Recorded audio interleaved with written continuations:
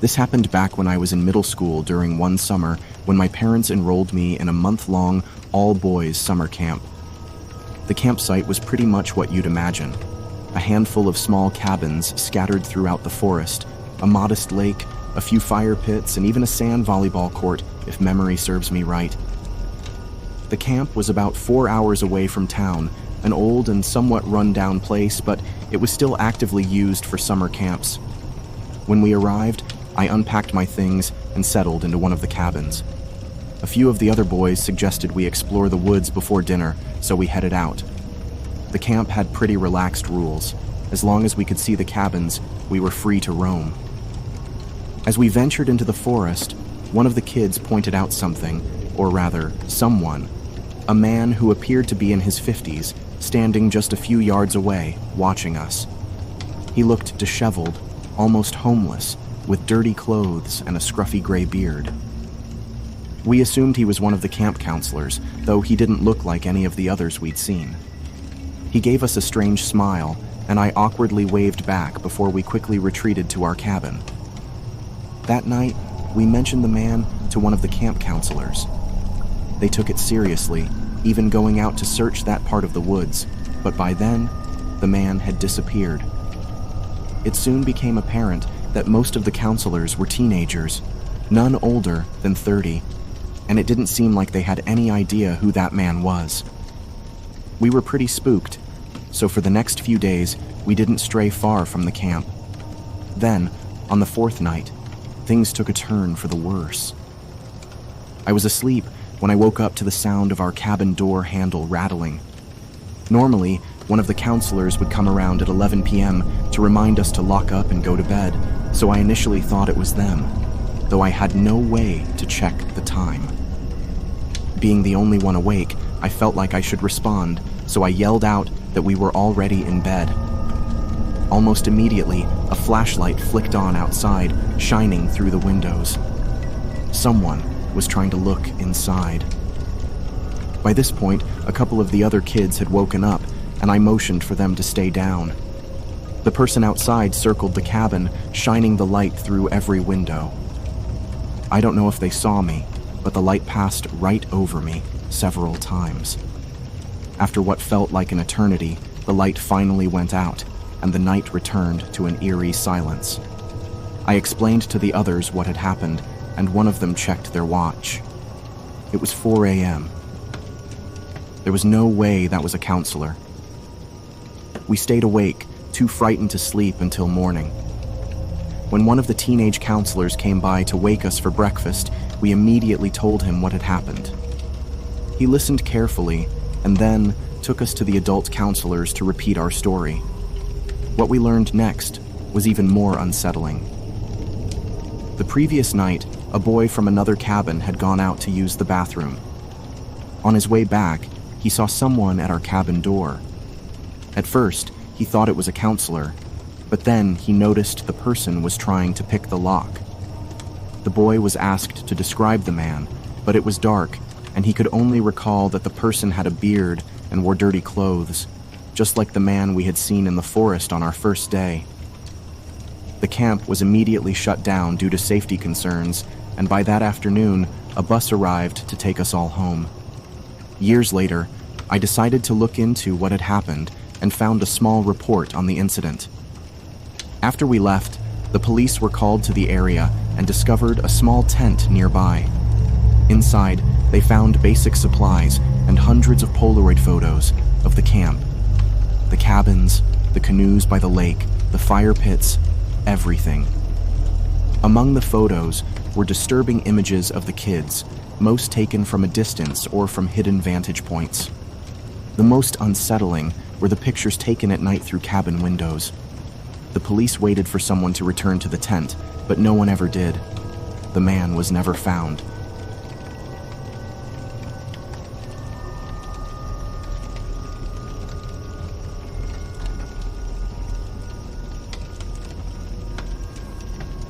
This is a story about a disturbing encounter we had that might have involved a potential killer. It was unsettling, mainly because at the time we had no idea who we might have seen until months later. I live in Canada, and one evening, a friend and I were heading out to his family's farm, which is about 80 kilometers north of Saskatoon, in the middle of nowhere. We had planned to spook his younger brother and his friends who were camping out there for the night. The drive was smooth, and I even managed to sneak in a couple of road beers as we discussed our plan. When we finally arrived at the farm, the first thing we noticed was that the front gate to the dirt road leading to the property was wide open. This was odd, since it was always supposed to be closed and locked. We brushed it off, thinking maybe his brother or one of his friends had just forgotten. We decided to park the truck some distance away from the cabin so we could sneak up on them undetected. As we started walking towards the cabin, things started to get a little eerie. We spotted a large figure, easily over 6 feet tall, standing still and seemingly smoking a cigarette. We assumed it was one of his brother's friends and decided to watch for a few minutes. Eventually, we said screw it and kept walking towards the cabin. Suddenly, the figure turned its head towards us and then bolted into the darkness. We were pretty annoyed that our scare tactic had failed, so we rushed to the cabin to let everyone know we were there. But when we got inside, we were met by all three of them. None of them had been outside. We insisted that we had seen someone outside, but they didn't believe us and thought we were just trying to scare them. As the night went on, we all settled in for some drinks and typical teenage antics, and eventually, we decided it was time to leave. But, as we were getting ready to go, the generator outside suddenly cut out, something it had never done before. My friend and I immediately got chills, but his brother and his friends still thought we were messing with them. We decided to investigate, grabbing a bamboo stick and a hatchet for protection. Why, I'm not sure, but it felt necessary at the time. As soon as we stepped outside, we saw a man peering through the garage windows near the door. We yelled at him, and without hesitation, we charged at him with our makeshift weapons.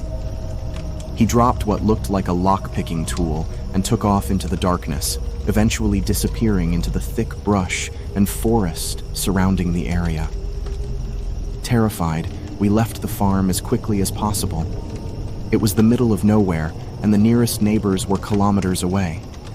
The whole situation was unnerving, to say the least. Fast forward 2 months, and the news broke about a man who had been charged with the first-degree murder of his wife. He had strangled her, stuffed her body in a storm drain, and attempted to burn it to destroy the evidence. The truly chilling part? Her body was found less than 2 kilometers from that same farm, on a dirt road leading to the property. The body had been there for some time, decomposing and partially burned, meaning it could have been there for weeks or even months. I'm convinced that the man we saw that night was the same man responsible for that murder. He was trying to break into the garage where gas and diesel were stored, and the fact that the generator ran out of fuel that same night makes me shudder to think what could have happened if we hadn't been there. It's a stark reminder that even in the most remote places, danger can always find you.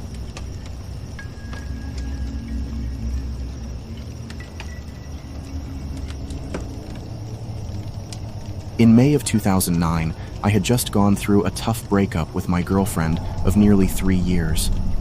We had moved from Calgary to Toronto together, but after breaking up, we found ourselves stuck living together since we didn't know many people in the city yet.